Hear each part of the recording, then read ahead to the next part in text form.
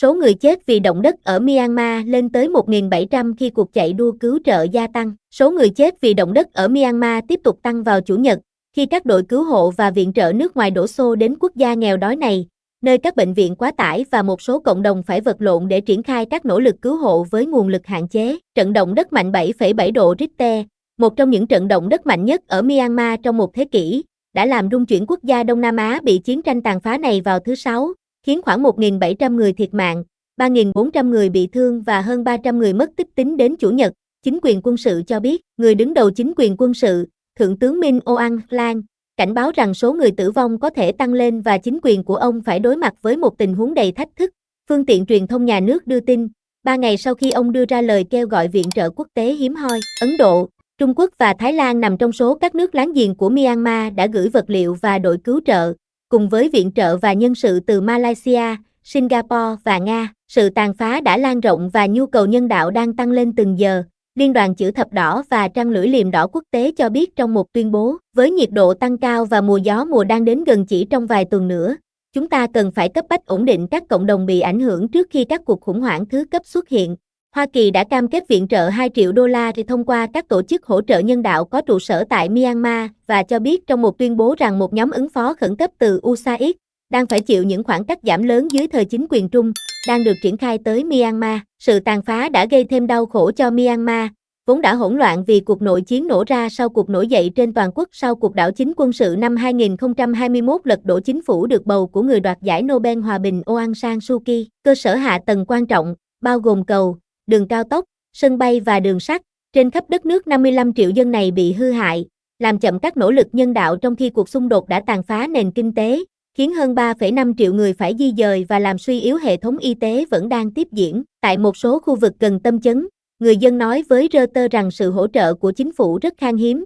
khiến người dân phải tự lo liệu. Cần phải khôi phục các tuyến đường giao thông càng sớm càng tốt, Min Aung Hlaing nói với các quan chức vào thứ Bảy. Theo phương tiện truyền thông nhà nước, cần phải sửa chữa đường sắt và mở lại các sân bay để các hoạt động cứu hộ hiệu quả hơn. Mô hình dự đoán của Cơ quan Địa chất Hoa Kỳ ước tính số người chết ở Myanmar cuối cùng có thể lên tới 10.000 người và tổn thất có thể vượt quá sản lượng kinh tế hàng năm của đất nước. Không cứu trợ, không cứu thương. Các bệnh viện ở một số khu vực miền Trung và Tây Bắc Myanmar, bao gồm thành phố lớn thứ hai, Mandalay và thủ đô Naypyitaw, đang phải vật lộn để đối phó với dòng người bị thương. Văn phòng điều phối các vấn đề nhân đạo của Liên Hợp Quốc cho biết vào cuối ngày thứ Bảy. Theo chính quyền Thái Lan, trận động đất cũng làm rung chuyển một số khu vực của nước láng giềng Thái Lan, làm sập một tòa nhà chọc trời đang được xây dựng và khiến 18 người trên khắp thủ đô thiệt mạng. Ít nhất 76 người vẫn bị mắc kẹt dưới đống đổ nát của tòa nhà Bangkok bị sập, nơi các hoạt động cứu hộ vẫn tiếp tục trong ngày thứ Ba, sử dụng máy bay không người lái và chó nghiệp vụ để săn lùng những người sống sót. Chính phủ đoàn kết dân tộc đối lập của Myanmar, bao gồm cả tàn dư của chính quyền trước, cho biết lực lượng dân quân chống chính quyền quân sự dưới quyền chỉ huy của họ sẽ tạm dừng mọi hành động quân sự tấn công trong 2 tuần kể từ Chủ nhật. Cư dân Hanjin cho biết sự tàn phá ở một số khu vực của miền Bắc Myanmar, chẳng hạn như thị trấn Sagang gần tâm chấn của trận động đất, là rất lớn. Những gì chúng ta đang chứng kiến ở đây là sự tàn phá trên diện rộng, nhiều tòa nhà đã sụp đổ xuống đất, ông nói qua điện thoại, đồng thời nói thêm rằng phần lớn thị trấn đã không có điện kể từ khi thảm họa xảy ra và nước uống đang cạn kiệt. Chúng tôi không nhận được bất kỳ sự hỗ trợ nào và không có nhân viên cứu hộ nào trong tầm mắt. Hình ảnh vệ tinh cho thấy một số đoạn của một cây cầu lớn nối Sagang với Mandalay gần đó đã bị sập, với các nhịp cầu của công trình thời thuộc địa bị chìm trong sông Irrawaddy. Với những cây cầu bị phá hủy, ngay cả viện trợ từ Mandalay cũng đang phải vật lộn để tiếp cận. Sagang Federal Unit Luta, một hiệp hội chính trị có liên hệ với NURE, cho biết trên Facebook, thực phẩm và thuốc men không có sẵn, và số lượng thương vong ngày càng tăng đang áp đảo bệnh viện địa phương nhỏ,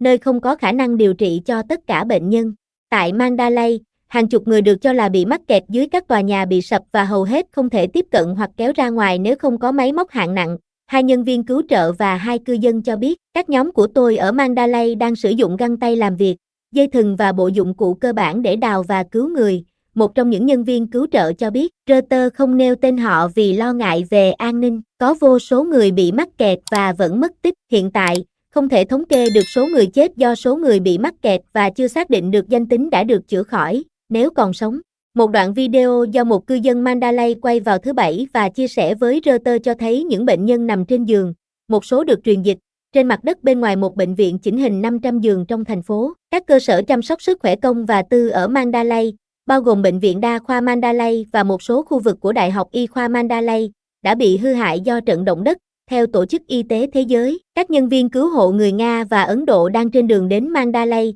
và nhiều đội cứu hộ người Trung Quốc, Thái Lan và Singapore cũng đã đến nước này. Tại Bangkok, tại địa điểm tòa nhà 33 tầng bị sập, những người cứu hộ được bao quanh bởi những đống bê tông vỡ vụn và kim loại cong vênh vẫn tiếp tục nỗ lực giải cứu hàng chục công nhân bị mắc kẹt dưới đống đổ nát. Terasak Thongmo, một chỉ huy cảnh sát Thái Lan, cho biết nhóm cảnh sát và chó cứu hộ của ông đang chạy đua với thời gian để tìm kiếm những người sống sót, vật lộn để di chuyển xung quanh các mảnh vỡ kim loại và các cảnh sát trên một cấu trúc không ổn định. Hiện tại, nhóm của chúng tôi đang cố gắng tìm kiếm bất kỳ ai có thể vẫn còn sống. Trong vòng 72 giờ đầu tiên, chúng tôi phải cố gắng cứu những người còn sống, ông nói. Gần khu vực cứu hộ, người thân và bạn bè của những công nhân xây dựng mất tích và bị mắc kẹt đang chờ đợi tin tức. Một số người đã suy sụp.